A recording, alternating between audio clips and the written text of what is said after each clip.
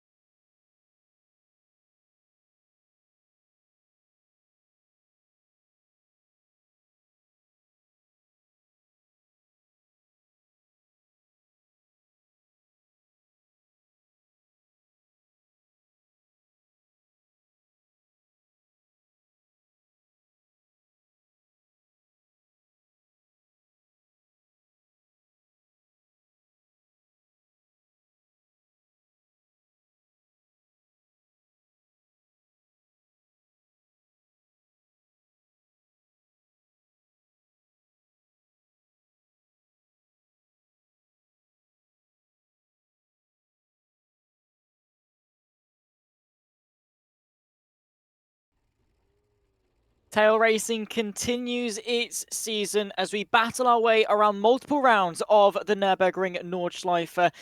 We've seen round number 1 in the books. GT3s took to a very tricky race in very tricky circumstances where a lot of people definitely were working with the ideology that the Apex most definitely is lava.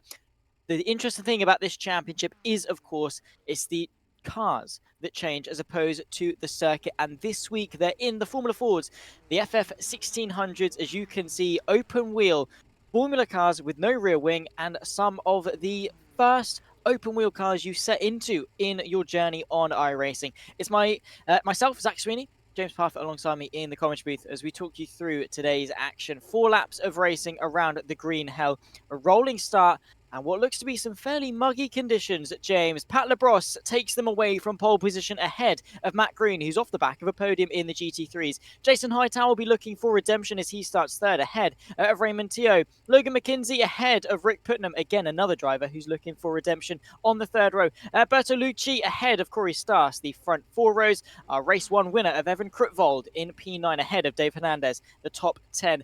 Tim Warchow ahead of Lance Keltner. Patrick Mischke ahead of Steve Cabay. Marlon Connors from Scott Sadler, that's the top 16 drivers. Dan Kosick ahead of Chase Pettigen, that's the 18th and final driver to take to our grid today. And James, we've got 4 laps of racing ahead of us in some tricky cars, it must be said. Yes. But fun ones nonetheless. Yeah, these Formula Fords are completely different to what we had last time out, aren't they? You know, they are nice to drive, and I have driven one, and you can throw them around a little bit. You know, you can get the back end sliding where you want it to go, but I think after last time out as well, I think Jason Hightower might be erring just on the side of caution a little bit. Yes, for those that haven't seen the GT3 race, I very much urge you to go and do so. Purely because, spoiler alert, I'll give you 2 seconds to click off. There we go. Hightower binned it on the final corner of the final lap after leading the entire race from pole position, and in doing so gave the win to Evan Krutvold, who in the end was able to take victory. Look at the visibility, or dare I say the lack thereof, James. This is going to be a very tricky start to the race. Yeah, they're not going to have a lot to see. As you can basically see the fog as well. We did have rain, so whether or not they've all gone and stayed on the rain tyres is going to be probably a given, I would have thought. And we're going to have a look on there as well. Yeah, they're pretty much, I would probably say wet, but it does look like it's stopped raining now at the moment. Seems okay. Of course, just looking at the tyre compound that the process is on, it looks to be the slick compound. Not entirely sure, of course, because obviously it's moving so quickly, but does look okay. Will rain be on the horizon, though, is the question. And if it is, That adds a whole other dimension to this race, doesn't it? Absolutely. If they're going to come across anything, it will be the rain, and it's going to be the great equalizer. It doesn't matter if you're Pat Labrosse and you're up the front and you're the fastest man on the race circuit. If you can't drive the car in the rain, it's going to be absolutely make zero difference. So we will find out how these guys get on and whether or not they're going to be able to handle this. But you can see, as soon as you start coming away from the cars, the visibility is literally next to nothing. I'm seeing a little bit of spray. I initially noticed it on the pace track, and I think there is a little bit coming off the tyres. So I would assume it's a wet start to this race. Will it get better? Will it get worse? Let's find out as Pat Labrosse leads us away 2 by 2, 9 rows deep. The second round of the Apex's Lava Sim Racing Championship. They take to the Formula Fords, and once again they take to the Nurburgring Nordschleife. We get underway as Labrosse leads from Matt Green. Of course, he's going to be waiting as long as possible to put his foot to the floor as they lead them in some treacherous conditions. The green flag waves, and we get underway. Or do we? No, we don't. They're going to be waiting for quite some time, but there we go, finally. And there's a good launch from the background. They're 3 wide. As, oh my goodness me, look at that from Raymond Teo. They're 3 abreast as they approach the first corner. And this is where it's sketchy. You're guessing where the braking zone is. Pat Labrosse is able to lead us. Oh my goodness me, a huge mistake there from pretty much everyone. Matt Green goes off the road and is having a disastrous start to what is going to be a long race. There's contact just ahead of him as well, but Pat Labrosse able to take a cautionary and safe but effective start to this race. Yeah, you had to hit your braking point going into turn 1. Scott Sadler, Raymond Teo, Matt Green all had problems in that first part of the racetrack. They ain't even got in to Nords yet. Can you imagine what's going to happen in there?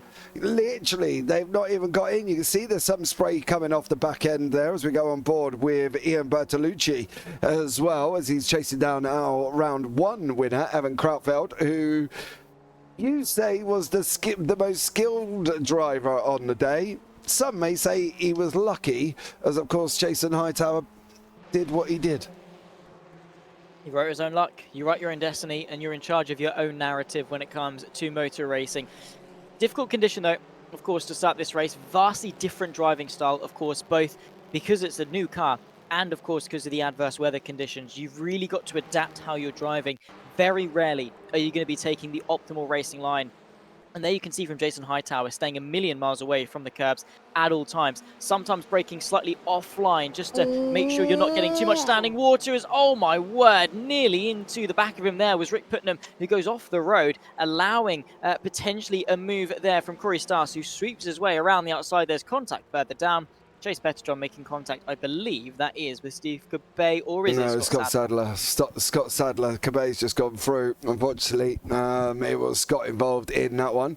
Krautveld's in there somewhere as well. I'm trying to play with the cameras and get the best ones we can, but Krautfeld is there with Putnam and Bertolucci. This is obviously going into the first run of Nords itself, and well, let's have a look on what Logan McKenzie can see coming out the back of Labrosse as he starts entering into, well, the famous Green Hell part of this circuit.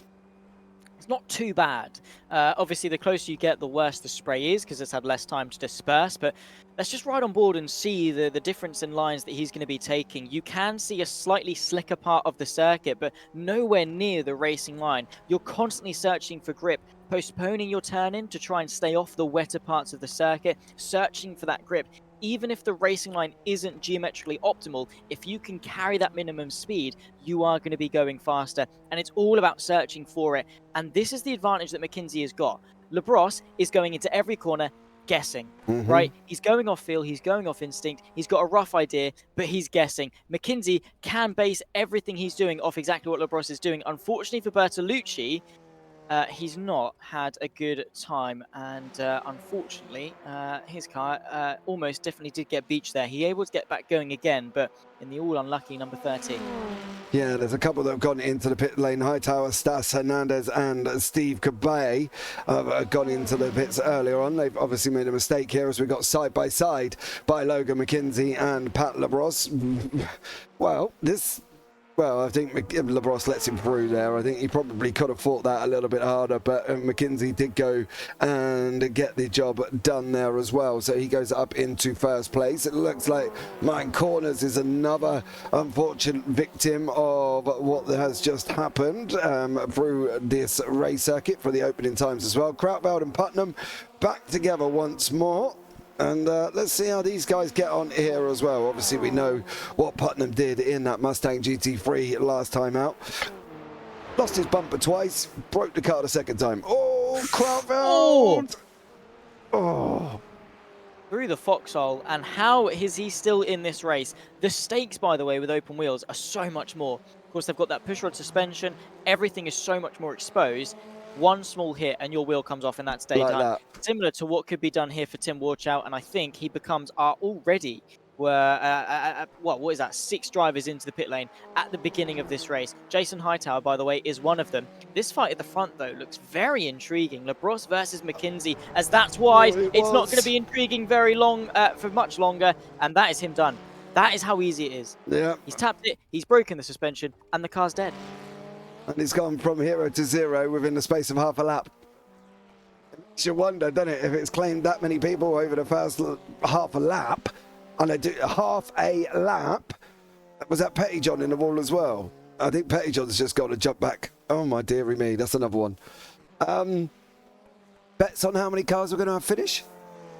Well, I don't think how many. I think it's if we have any, because at this rate, we've lost half the grid on lap 1. We've still got a lot of it left to go. And that's the thing with wet weather. I love that they've added it to iRacing, but it is such an unnatural feeling, right, to drive. And I've got experience, driving karts in the wet and things, and the adaptation you have to have is surreal. You can see here, Matt Green, the closing speed he had on the brakes because he moved off the racing line where all of that rubber is, the slippery rubber. He's searching offline because he knows that he can get the car turned in there. It's not optimal, but that's how you've got to drive. And because it's so so backwards thinking, so not what you'd usually go for, it's something that takes a lot for you to adapt to. Usually you're going in on the furthest point on the outside, coming in for a nice apex and driving out. You cannot do that in the wet. You've got to be so smooth, so precise with everything, because one small mistake, 1 millimeter left, 1 millimeter right, could be the difference between winning it and binning it. Yeah, we can see here with Labrosse and Tio as they're going now up into the carousel section of the circuit. Tio's closing speed is absolutely massive, but he's just got nowhere to go.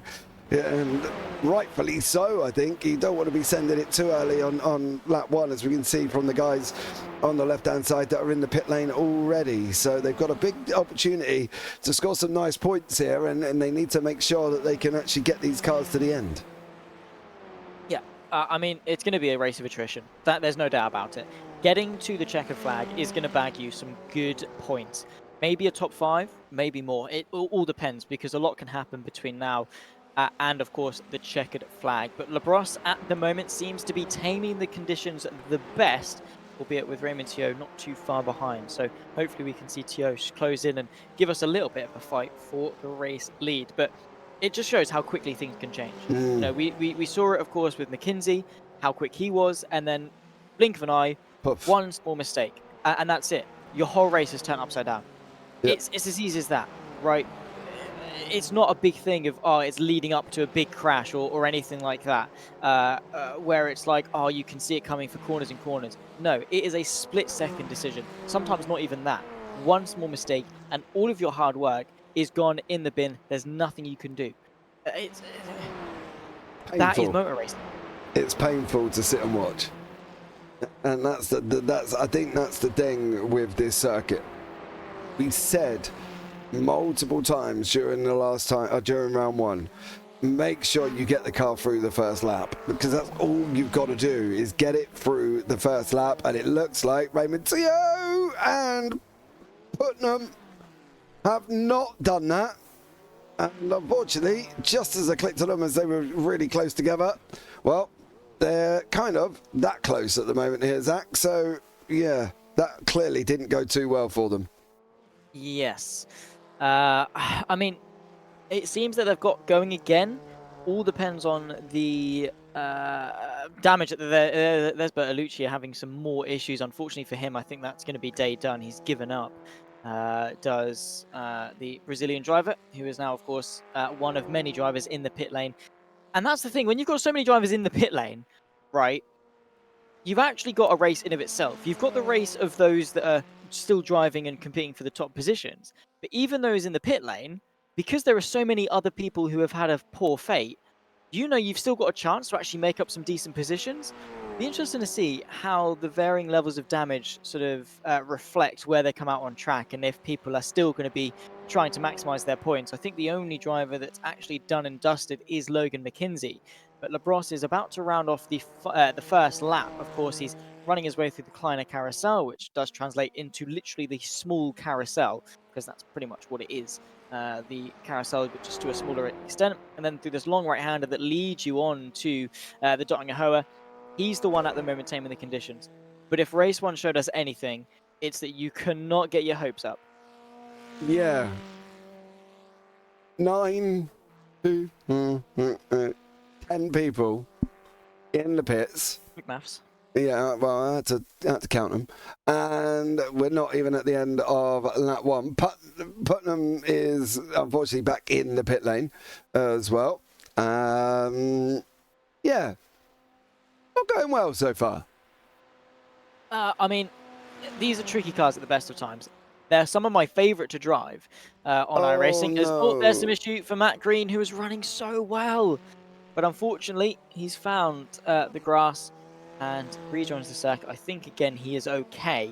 Because when it comes to cars like these, you've not got a front wing. So if you hit it head on, you're fine. You've not got a rear wing. So if you hit it backwards, you're fine. The problem comes with the wheels and hitting. Yeah, should, in theory. It depends, obviously, on the severity. The problem comes hitting it at an angle or even side on, right? Because we saw that with McKenzie. Hit it side on. The pushrod suspension snaps. There's nothing you can do. It is as simple as that. Have got a good three-way fight here, though, because of Green, Sadler and Raymond Tio. All of them, of course, struggling out there, I'm sure, but going side by side. One driver goes offline. The grip changes. Of course, it is just going to be a straight swap. Tio back to the front of this train, in towards Tiergarten. Let's see how they handle it, because this is going to be the sketchiest part of the circuit. Yeah, he's coming into it now, around the right-hander, through the left. Tio seems to be having... Is he going to manage it correctly? That was the site of Hightower's incident last time out, of course. All of it makes it through. Which, I don't know if that's... Oh, no, Matt Green's into the pit lane. Damage. Yeah, he's got damage from his, obviously, incident. Sadler now goes over the line as well. That's another one into the pit lane. Not going well, do we say, for some of these? Yeah, I think we're going to be echoing that statement for some time to come, I've got to be honest. I mean, it's not... I don't know. It's hard to tell because of, obviously, how foggy it is, but I don't know if it's still raining or not. Because the solace for some drivers is going to be, and it doesn't look to be raining. No. The solace for some driver is going to be that it's getting better. But with the Nordschleife being so big, the track conditions, corner by corner, sector by sector, are going to be vastly different. It could be bone dry on one part of the circuit and, still completely drenched on another part of the circuit. And that's what you've got to be really careful about, is not being too hasty back onto slick tyres. Because the trade-off that you get is, sure, maybe the wets would be slower on the dry bits, but they'll make up more of that time back when onto the wet as opposed to the slicks. Again, it's all a trade-off. It's a balancing act, and it's one that you either get very right or very wrong. Again, it's just one of those calls, and if we do get onto slick running, it's going to be very sketchy and potentially very pivotal for the rest of the race. Yeah, I'm expecting some of these guys that are in the pit lane to start coming out very, very shortly, right? They would have had their toes at least done by now, so we'll see how many actually come out and whether or not they come all out together. You can see them all. Oh, there you go. There's the first one. Tim Watcho starts making a move out. He's both closely followed by... That's not Rick Pottenham there either. So who is that? Corey Stas is out. That's Petty John. So these three are back out onto the racetrack after their 9-minute, 10-minute pit stops due to being towed, of course. So yeah, at least we'll have these free fighting out. That's true. That is true. People are keeping each other company on circuit, which is what we want. But again, the rain, it's still... I mean, it's been in iRacing for 4 months-ish now? A season and a bit. And yet it's still so new, so counterintuitive to so many different people, because you have to think this game, or this sim, sorry, I've been going to be came out in 2009, right? 15 years ago. 14 and a half of those years was spent in complete dry running.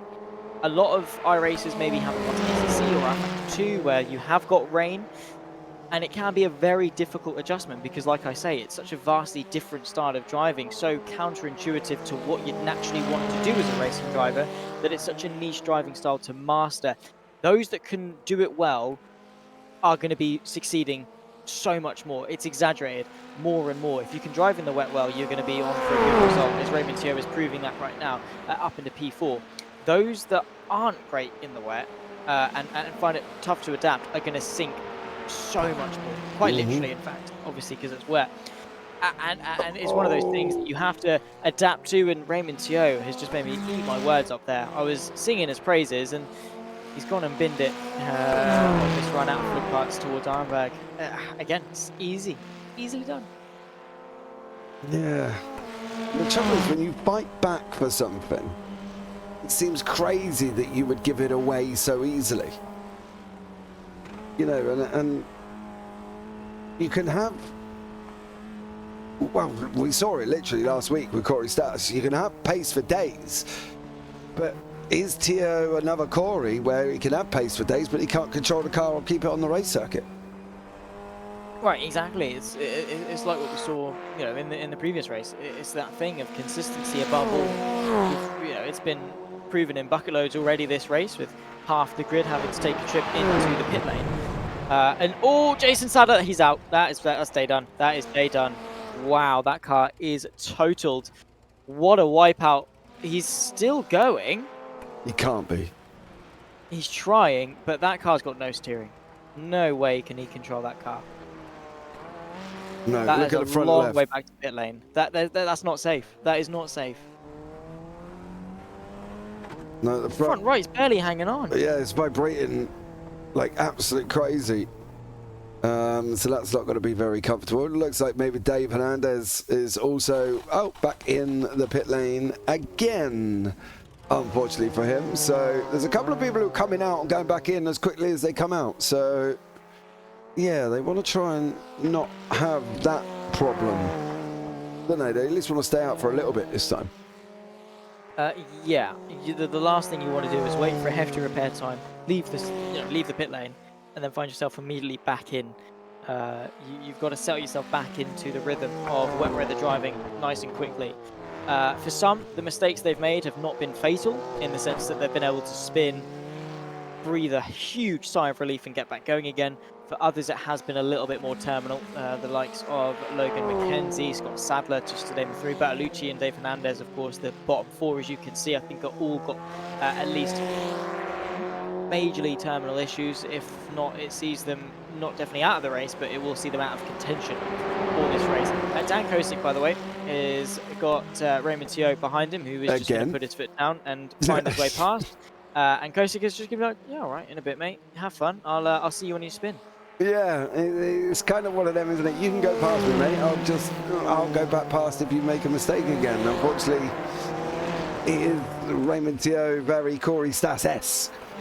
Talking to Corey, he's chasing down Tim Watcho here as these guys are continuing to, hopefully try and keep it on the racetrack going into what is, where are we? We're on lap 2, so yes.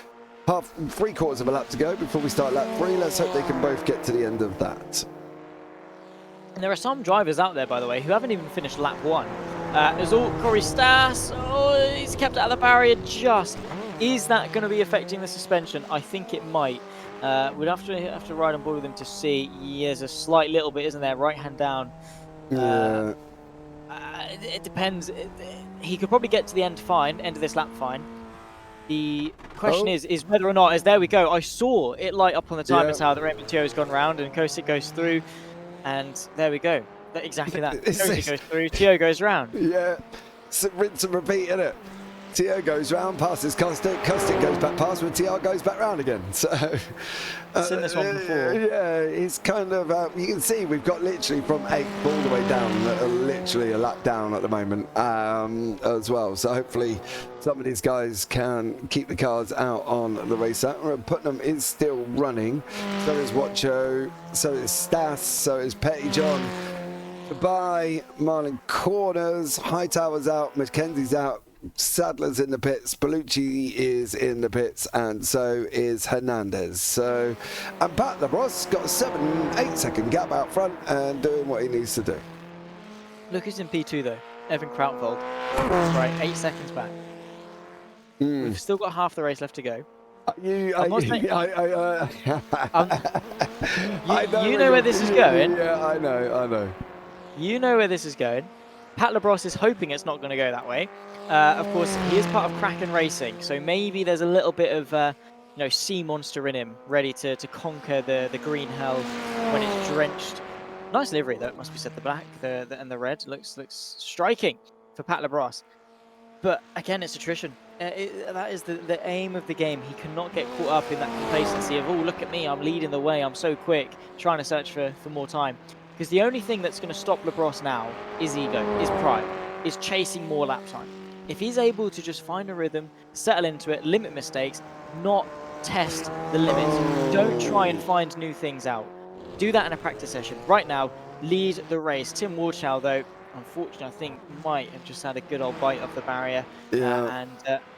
Yeah, that's, again, another mistake. Tally it up. It'd be a great drinking game, wouldn't it? No. Can you imagine?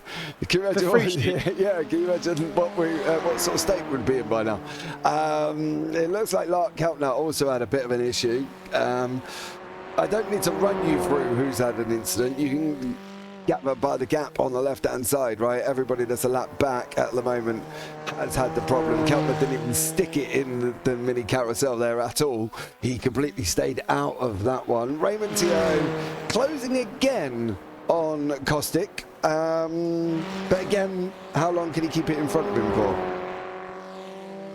Yeah, that's the thing. I don't think, interesting line through the carousel actually, didn't completely commit to going around. I don't know if that was an accident or on purpose or not, but yeah, I think Tio is going to find his way through. Probably have another spin. Oh, he only had another one there. He didn't even find a way through on Kosick yet. That would be premature for what we expect from the 996 of Raymond Tio. They are approaching in onto half distance. Pat LaBrosse, by the way, has just ticked over onto lap 3. So we are over half the way done with this race, which I'm sure is probably going to be to the delight of some. Pretty much everyone that's out there on circuit right now. This is one of those races where you look back on and think, that was such a great race, so much fun. While you're doing it, though, it's torture. It looks like Petty John has just had another little bit of a problem as well, unfortunately for him. So, yeah, the car's done. Car is done. Back in the pits. Yep, rinse and repeat, basically. Yeah, come out, make a mistake, back in the pits. Come out, make a mistake, back in the thing I don't get as well, why isn't doing the same thing over and over again and getting the same results the first sign of insanity? Yeah, I was literally about to say that. The definition of insanity is doing the same thing over and over again and expecting a different result. He's in the pit lane. It reminds me of UK lockdown during COVID, doesn't it? Oh, can we go out again? No, we can't. Back inside. Can we go out again? No, we can't. Back inside. It's pretty much what this race has been. How ironic that you chose that moment. I can see why, but I just find it the irony of it all. Yeah, Tio is out now, so Putnam's still going, Stas is still going, Watcho's still going, Cabrai's still going. Marlon Corners, unfortunately, is not going. He is back in the pits. We've lost quite a few drivers already. Corey Stas has unfortunately gone round as well, so he's down the order. Here comes Tim. Past Corey he goes. So that was actually for position. Matt Green is now into the pit lane as well, but that looks like it was on purpose. So that's always good for Matt Green. Matt Green got the podium in the GT3s. He was looking quick in this race, but he's not quite had the consistency. He's back into the pit lane. What are those on his car? Are they paper aeroplanes? What are they? Can't really tell you, to be honest. I'm curious. Oh, it's SpongeBob. It's the SpongeBob memes. Is it SpongeBob or the Simpsons? Oh, it's Simpsons. Sorry, no, I thought it was the eyes that done the SpongeBob for me. No. Yeah, it's the Simpsons bit on that one. Yeah, few people struggling, but it does look like the sun's out. That's always a good start. Yeah. Tough, isn't it, really? I think the thing is they chose a difficult car and then put it in the wet, which makes it doubly difficult, right? And that's the problem, isn't it? And for the likes of Corey Stas and Tim Watcho and stuff like that, it makes it even harder. We saw Corey last time out in that Corvette, incredibly quick, couldn't keep the thing on the circuit, and it looks like he's kind of been there again with the Formula Ford. Pretty much. Again, it's a case of what could have been for him, but to be fair, you know, no race around the Nordschleife is going to be easy. And you just have to take every single one with a pinch of salt and learn, because you're always learning at the Nordschleife. There is never a perfect lap. There's never a perfect race. Yes, that's applicable to any circuit, but more so here at the Nordschleife, because you are never ever going to nail every lap, but you can get as close as possible. And that's what each of these drivers need to go and try and aspire to do, is to get as close as possible, learning more and more about the circuit, the nooks, the crannies, the dips, the undulations, the cambers, all of that. You need to analyze the circuit and think, where does the car grip? Where doesn't it grip? With this extra layer of detail, with the wet weather as well, that adds a whole other dimension to it, because you have to do basically that all over again. Evan Krautfeld, though, is doing a brilliant job. More so is Pat Labrosse, who's leading away from pole position. And honestly, I think this is helped by the fact he kept the lead at turn 1. If it had fell back into the pack, I think we'd have had a very different story. But because he's had this whole race to just relax in front, yeah, he had McKinsey earlier on, but he's not had to worry about chasing anyone down or being chased down. He's just had the track to himself to figure it out on his own terms, and then slowly start to take those round bands off. Yeah, I agree with you. I do agree. He's just pulled out 3 seconds over Krautfeld over the last little bit of a section, over the last section of the racetrack, and it was down to 9. At one point, did dip below 9. Is now back out to 14. It looks like Lark Keltner, unfortunately, did have a moment. Is that no? The rear left is flat. If you look at the rear right as you're looking at it, rear left from behind, it is it is flat. So look, you can see it all bent up there. So Lark Keltner did definitely have a moment. He's trying to get it back to the pit lane. However, he is going to have half a lap to do it. Looks like Putnam is facing the wrong way. So unfortunately for him, he is back in the pit lane as well again. Oh, Pat Labrosse looks like he may have just got away with a moment there for Pat. So Krautfeld, stay on track. You might get 2 wins out of 2 here. Yeah, purely by being the second quickest driver on track. I mean, it's quite ironic, isn't it? But again, so many times the winner of the race will not be the quickest driver.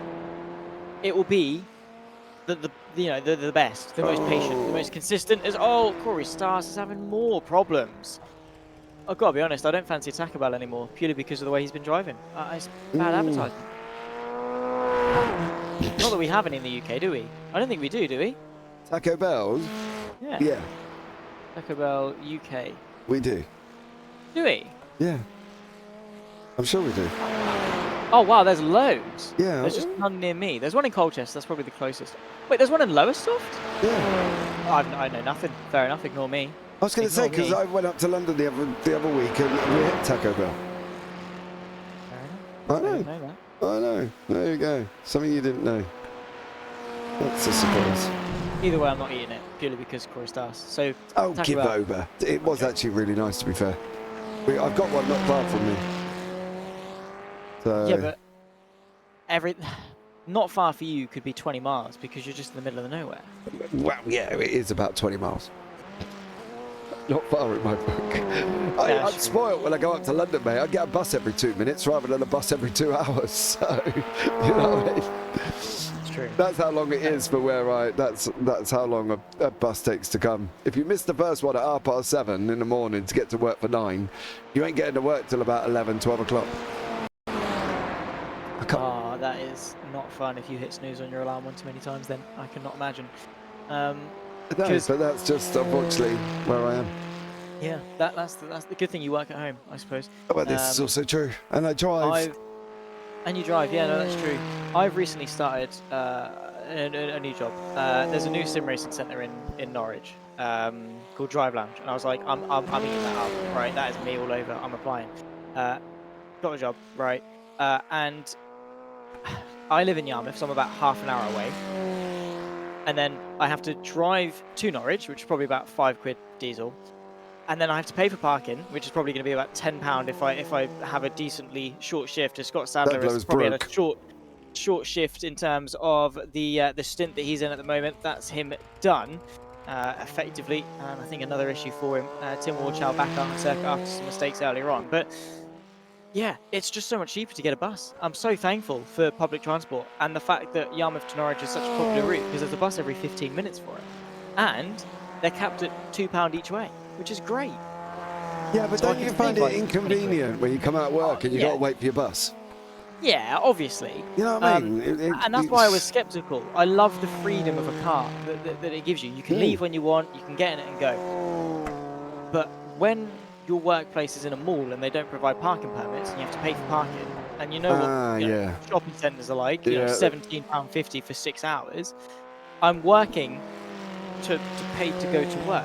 So it's kind of worth it. It's Dan Kosick, this time around, is the one that makes the mistake, but he saves it all right. Yeah, lucky enough he was in an area of the racetrack where he could actually save that. So that's always good as for him anyway.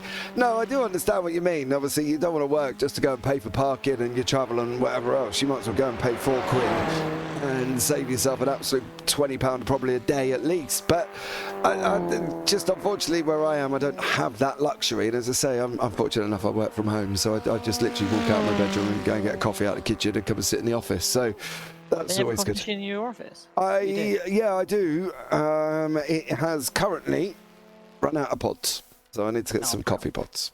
So there we go. There are times I don't even have to leave my office. No, you are correct. But Pat Labrosse, though, however, we do have a race going on. It's very spread out at the moment. We've got 9 cars left on the race circuit. Pat coming down the Dottinger home.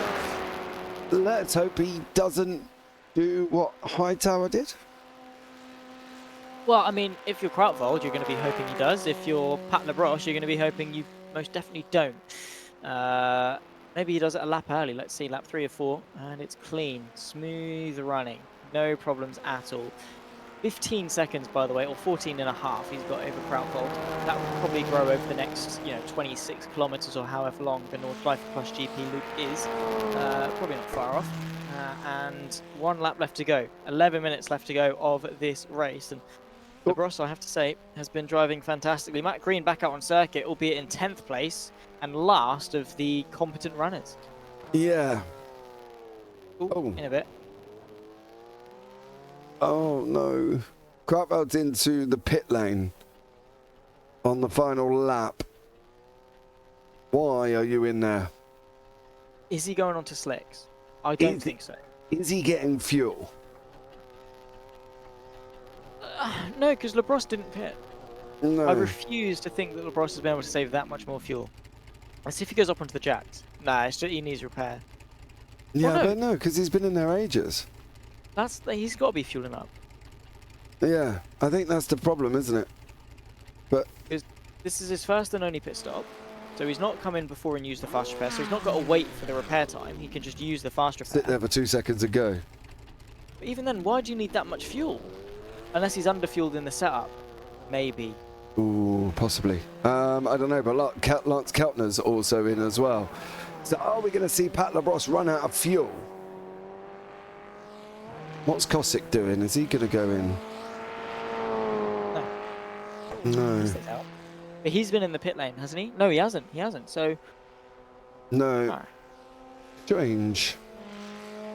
We do some digging. Yeah. Yeah, you go do that. Go grab your shovel and uncover what we can. I mean, see, you can. To my understanding, they're not on fixed setups. To my understanding, that they've got their own ones they can tweak. With that, you can adjust your fuel levels for the start of the race. I would assume that some people have underfueled and therefore needed to put some more in, because the assumption is obviously it's wet. You're going to use less fuel because you're accelerating less, you're on the brakes more, you're coasting more often, that sort of thing. So you can save a lot of fuel. I'm going to guess they've just sort of underestimated it compared to other people. The ff1600 is just that much more thirsty on fuel compared to the GT3s. I've not done a stint longer than 20 minutes in them, so I wouldn't know how the fuel consumption is relative to the size of the tank. My guess has got to be set up, because a lap at the Nurburgring to save in terms of fuel is impossible, particularly in a 4-lap race. That's like saving 6 laps of Spa in a 10-lap race, right? There's no way you can do it. Yeah. No, just trying to do a little bit of digging and find out why that obviously situation arose for Lance. Yeah, I think you're going on the air of fuel. I would assume it's fuel, because if it was repairs, we'd have seen a sudden drop in time, and we would have seen them take the fast repair. If it was to go on to slicks, we'd have seen them as Pat Labrosse is into the barrier. Is the suspension okay? I think it is. I think he's fine. He's okay. He can continue on. A pirouette at the top of foot parts, though. He's going to be taking the rest of the lap nice and slow. Oh, he's got a minute as well, mind you. There is no reason to push. He can crawl this car home and win. Everything looks like it should be where it should be on the car. So...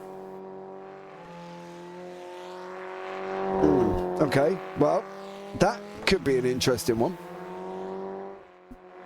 Yes. Just confirming with Lance, actually. It seems that it was a case of fuel and they didn't put enough in. Well, yeah, it was on border, wasn't it? By the looks of it, it was borderline for Lance. Looks like Corey Stas has just lost a place to Scott Sadler, who's got through as well. Final lap of the race. Pat Labrosse is there with Eric Krautfeld still in second, 58 seconds back.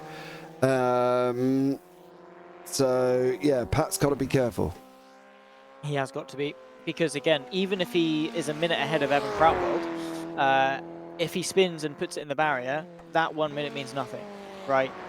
But right now he can use it.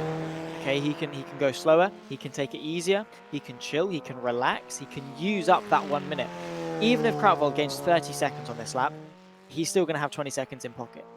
If he pushes and crashes, doesn't matter how far ahead he is, right? He could be 2 minutes ahead. But as long as Krautfeld passes him before the line, it's going to be him that wins. So Labrosse needs to be so incredibly careful to just cross the checkered flag, because Krautfeld is still on the same lap as him. Labrosse, one small mistake and that could be day done, and we could have a very similar situation to that we had in the GT3. So expect him to be way off the pace compared to what he is. A nice, comfortable, very cautious driving style, and no risks. Absolutely no risks, because there's no reward. Yeah. Well, there isn't a reward, is there, really? He should get this done. Corey Stas has unfortunately had another incident and gone back to the pits. Oh no, Pat! That's day done. He's dropped it. That's got to be that. No way is he able to continue there. Yeah, the turning circle is so much better on those No, Formula no, 4s. Don't reverse into him. Oh my goodness me. That was nearly into the side of Matt Green. Pat Labrosse, I know you're desperate to get on the circuit, but F3, look at the black box. Oh, that is gone. That How car is is he- gone. That is toast. How has he got away with that?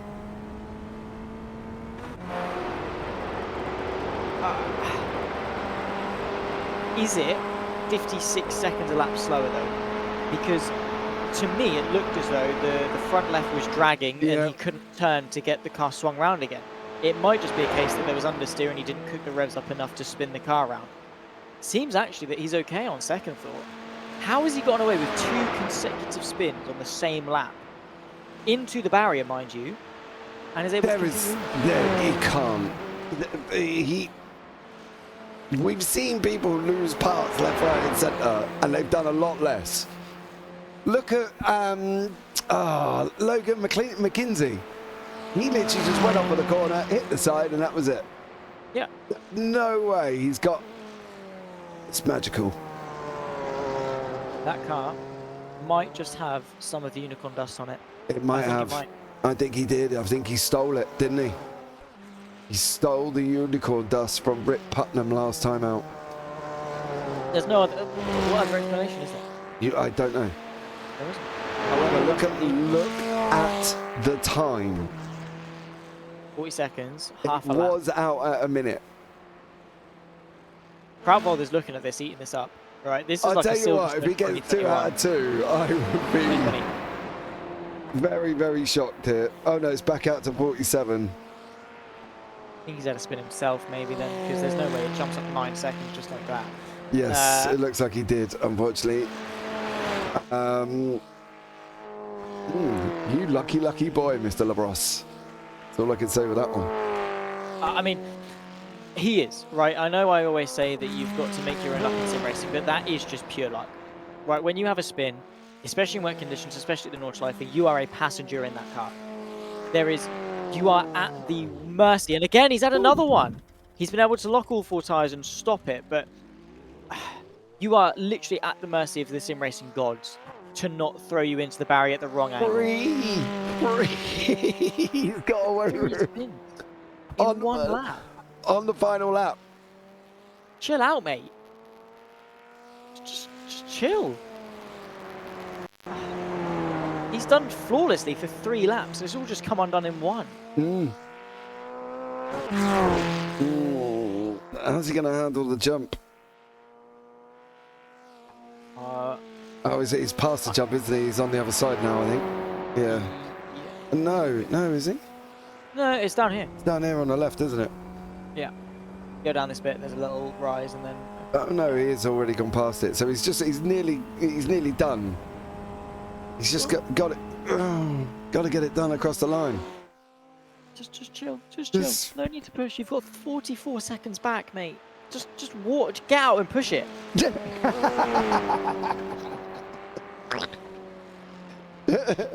Jump out. Just push it along. You'll be fine. You can run it down the Dottinger before they get there. I don't think he's got that much of a gap. Zach. To be fair, I had to push my car because the battery died when I was at the gym last night, and I had to try and push it to bump start it. It's not fun. No. Pushing cars, it's not fun. No. Especially on an uneven surface, because yeah. Anyway, so I would not advise it, Pat Labrosse. Even though this Formula 4 is probably incredibly light, basically just push it with your foot. I still wouldn't advise it. Nonetheless, Dottinger for the final time. Pat Labrosse somehow has gotten away with winning this race. Yeah, not quite sure how. Lady Luck has decided that it is Pat Labrosse's day. However, he hasn't got past a bit that claimed Hightower last time out. So, yeah. All right. He's not out of the woods just yet. Let's see how he gets on. The Dottinger for the final time. This is the easy bit. This is the time to relax and breathe. Then you run your way under the bridge towards Tiergarten, and this is where it can all go wrong. You can drop it, and at a moment's notice, as soon as you tap that brake pedal, it can all go wrong for Pat Labrosse, but he's taking it nice and gently. He has dominated this race for the best part of 3 laps. It's all come undone in the final lap, but he's somehow able to get away with 3 spins on the same lap, 2 of them into the barrier. But nonetheless, for round 2 of the Apex is Lava Sim Racing Championship, it's going to go the way of Pat Labrosse, who's conquered the green hell in treacherous conditions. He sees the checker flag first, 44 seconds ahead of the rest. He calculated his fuel well and somehow did not succumb to the barriers. Don't ask me how. Go and buy a lottery ticket, mate. Yeah, I would. Unfortunately for Steve Cabay, it looks like he didn't. Yeah. You ain't going anywhere. You ain't going nowhere, mate. The cars, you're done. Unfortunately, 8th place is literally... You're finished. He can rev the life out of that car, he's not going anywhere. Yeah, no. That is ding engine kaput, or well, suspension kaput, probably moreover. Evan Krautwald, by the way, comes across the line, makes it a win and a P2 so far this season, showcasing dominant consistency and what could be the makings of a champion. Dan Kozik is the podium sitter. Of course, he's been able to keep it nice and consistent and be able to bring it home for P3. Of course, it was a back and forth between him and Raymond Teo. He's had a couple of spins, has the 13, but he has by no means been unlucky. He's up 14 places into 3rd. Just goes to show how easy it can be. Let's take a look as to how things racked up then after 4 laps of racing action. Nearly 50 minutes long was that race, and in the end, Pat Labrosse hangs on for Kraken Racing to take victory ahead of Evan Krautwald, who will be the championship leader. Dan Kozik, as I say, holds on for P3 ahead of Lance Keltner, who was another driver who had to come in for a pit stop. Patrick Masick, again, the top 5. Tim Warchow from Scott Sadler. Corey Stas, not the result that he would have wanted. Again, the pace is much more telling than P8. Matt Green, again, another driver succumb to mistakes ahead of Steve Cabay. Rick Putnam, P11 for him. Behind that comes Chase Petterjohn, Dave Hernandez, Marlon Connors, Raymond Teo, Bertolucci, Hightower, McKinsey, 17th and 18th, rounding off this grid. And look at that, half of the field, a lap down, and more of them at some point had to go into the pit lane to repair some damage. I don't quite think that's what they expected for the Formula 4 round of the Nurburgring, but nonetheless, it was a round. Yeah. Well, we had 10 people in the pits by halfway round lap 1. That says it all. Now, can you imagine them doing the super formulas and having them in the rain? No thanks. No, me neither. But we got TCRs next, so that's something to look forward to. Yeah, I mean, touring cars at the Nürburgring is always a little bit of fun. Can't complain with it. Of course, that's what's coming up for the Apex is Lava. That'll be their 3rd round. Again, it'll be myself, Zach Sweeney, James Parfitt in the commentary booth to talk you through all of that. You're watching along live, by the way. Or, well, you're not watching along live. You're watching the YouTube video after the fact. And if you want to stay up to date with all things sim racing, make sure to like, subscribe, hit the bell for notifications to make sure you are staying with everything, because we cover everything. NASCAR, open wheels, everything and anything in terms of sim racing. We definitely do cover it here on JP Broadcasting. As I said, it's myself, Zach Sweeney. James Parfitt has been alongside me in the commentary booth. It's been a wet and wild 2nd round for Tail Racing, and they'll be back for round 3 here at the Nürburgring, but next time with touring cars. It's goodbye for now. Cool.